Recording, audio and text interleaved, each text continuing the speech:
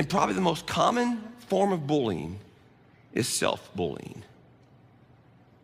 It's the sentences you say about yourself. It's the names you call yourself. It's how you degrade yourself when you look in the mirror, when you're driving down the road, when you're doing that thing by yourself and you're having that individual conversation. It's the thing that you're processing. It's how you talk to you. And here's the way most of us say it, because we wouldn't use that terminology. Here's how we'd say it. If someone's upset with you or whatever, we'd say, I'm my own worst critic. What I say to myself is far harder than what you could ever say to me. And many of us are that way. Many of us, we can beat ourselves up with the best of them. We're never good enough. We're never going to make it. We're always somehow failing. We're never going to be whatever. We screwed up again. You know, we get angry sometimes. We can hit things. We can blow up. Not because we're mad at anyone else. We're just mad at us. We're frustrated at our failure. And out to the world, we're faking it. We're smiling, everything's great, you know, we're moving forward. But internally, we get away from that moment. We just blew it. We just said something we didn't want to say. We did something we didn't want to do. We had some kind of whatever happened to us, or we did someone else, whatever it was. Then we get away from that moment. And then we start beating ourselves up. Now, we're not going to let anybody know we beat ourselves up, but we're going to beat ourselves up over that pretty good. I'm just an idiot. I'm just a jerk. I don't deserve. I should never. The point today is simplifying who you are, your understanding of who you are.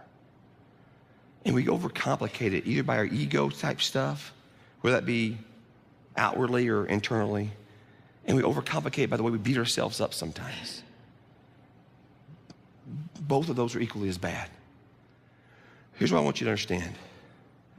God wired you a certain way. Some of you are a little more introverted, some are a little more extroverted. Some are a little louder, some are a little quieter. Some are a little funny. And some, you shouldn't even try to tell a joke. You're not very funny. Okay? Some are, you know, everybody's a little different, right? I'm not trying to change anything about you. I want you to understand there's lots of things that the world and your pain or your woundedness of your life, people around you that have heaped stuff on top of you, the circumstances of life that have heaped stuff on top of you, there's some things about you that aren't how God intended for you to be at all. When you understand who you are, there is no space for inappropriate ego. When you understand who you are, when you really get it figured out, I mean, if you're self-important, that means you're not that smart. You haven't got it figured out yet. I mean, I don't care how cool you think you are. If you think you ought to have a right to be really super important, then you still got a long ways to go. There's still a lot of headroom in your development process. I don't care who you think you are. Well, but I have a lot of money. I don't care. If you think your money makes you important, then you've missed the point of following Christ. But I've got these titles. Okay, fine, you got titles. If you think titles make you important, then you have missed the point of following Christ. Well, I don't care what it is you've done. I don't care where you've been. I don't care what you've seen.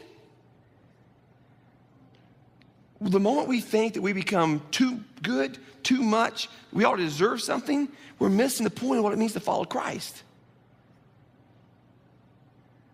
On the other hand, let's reverse that. And that conversation is both those outwardly, but more important, those inwardly. Because most of that stuff is more inside of us. We don't ever show it on the outside. But on the other hand, there's the ones who degrade yourself all the time. You're constantly beating yourself up. You're constantly labeling yourself or bullying yourself. You're constantly, your focus is more on what you can't do than what God can do through you. And if you're at either one of those extremes, you're not at all understanding what it means to be a follower of Christ. You're placing your faith in the wrong things.